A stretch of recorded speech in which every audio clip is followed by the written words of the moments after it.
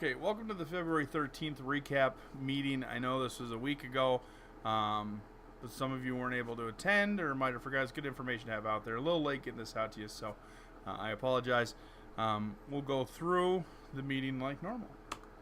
Again, we talked about bait stations. This time of year, we've gotten 31 inches of snow in February. Sometimes it's hard to find those bait stations. We need to look for them. The consequences of not finding bait stations could be pretty intense from a customer canceling because they have vole damage and we didn't do something to remedy that. So make sure that you're using your wasp pole, the PVC piping that you have, sweeping your foot, that kind of stuff. You guys kind of all know where bait stations should be based on the activity that you read in the notes. And if you can't find the bait stations, I get it, I understand it, but then let's make sure we're putting new ones out. We can always pick them up in the spring. So just dig down to the ground, go ahead and put bait stations where you see activity or where activity's been in the past or where you think activity is now. And we need to put something there to kind of help. We can't just leave it and have somebody go up to 6 months without having their bait changed, especially if they have vole issues or rodent issues. So if you can't find them, let's place new ones. We'll pick them up in the spring. Again, if they're unanchored, we need to anchor the ambushes. Might be a little hard in the wintertime, but more for the spring when you're finding them. If you need to anchor, we need to anchor them. Evos inside unless specifically requested by the customer. If you catch an Evo outside and it's not in the notes that it needs to be outside, switch it out with an ambush station.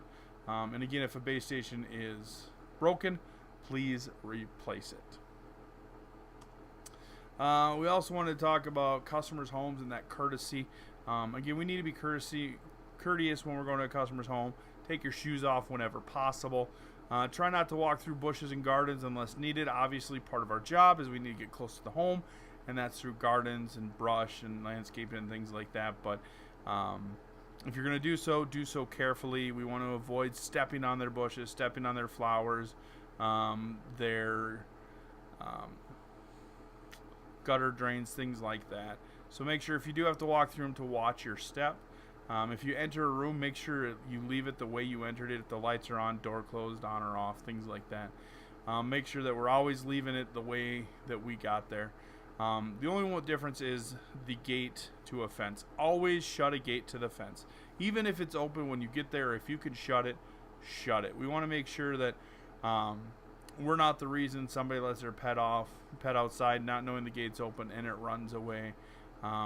Or the gate's open and a pet runs inside and they're allergic to dogs or something. I don't know. We want to make sure that we always shut the fence, the gate to the fence. If you can't get the gate shut and it was open when you got there, just make a note of it.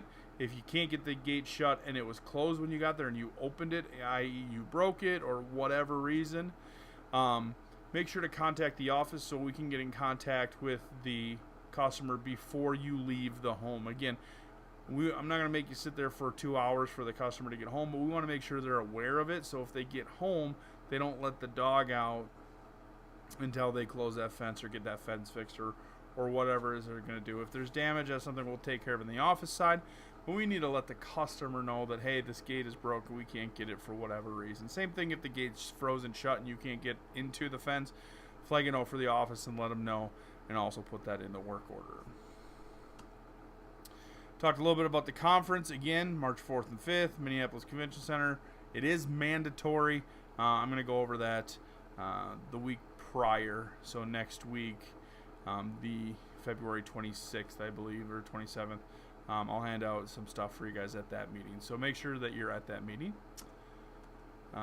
Active ingredients. Active ingredients is something that's in every pesticide, and it's very important for us to understand what active ingredient we're applying. For one, the Department of Ag may ask if they come up to you, so read your labels. But it's always good for us to know a little bit about the ones that we use the most, which is going to be bromadiolone and deltamethrin.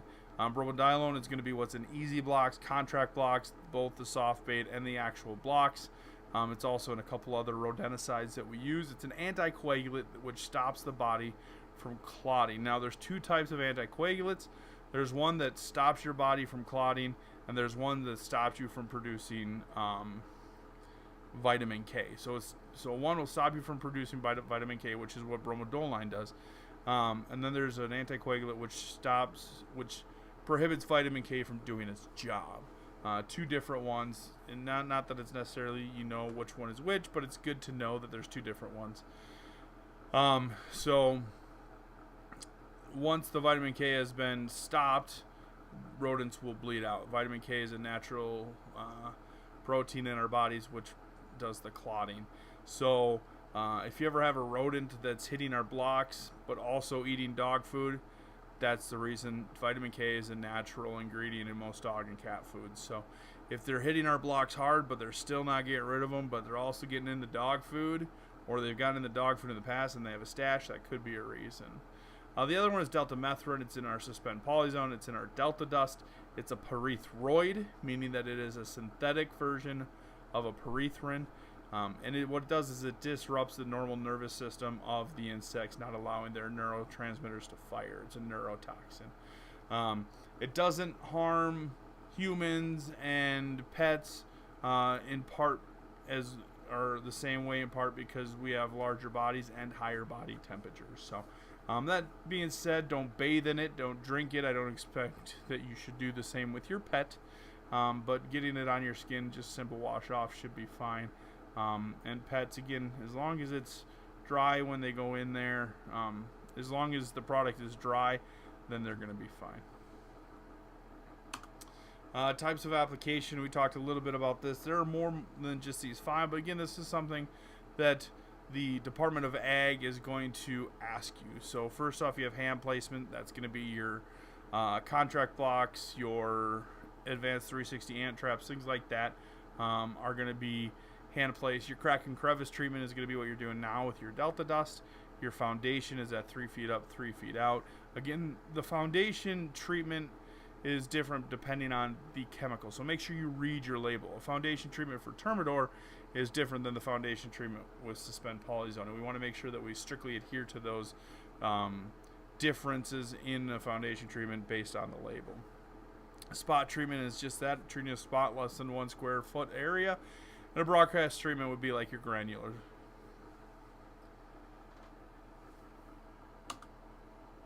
Asian beetles and box elders, I'm going to go through them, and I'll just stay quiet during this.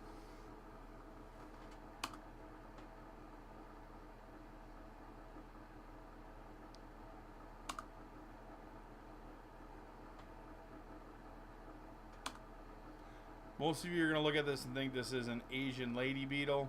It's not. It's a ladybug. And take real good look at the protonum, the black part. And then in a couple slides, you'll see the difference between a ladybug and an Asian lady beetle. Japanese beetle. So these are Asian lady beetles, both pictures. You'll see the arrow pointing to the protonum. That black M or W, depending on which way you're looking at it, is the distinguishing difference between a ladybug and an Asian lady beetle. Ladybugs are going to generally be all black. Asian ladybugs are going to have some sort of W or M, depending again on how you look at it.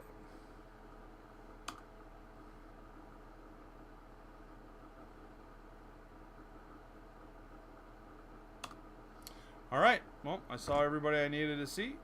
Thanks very much, and I will see you guys next week.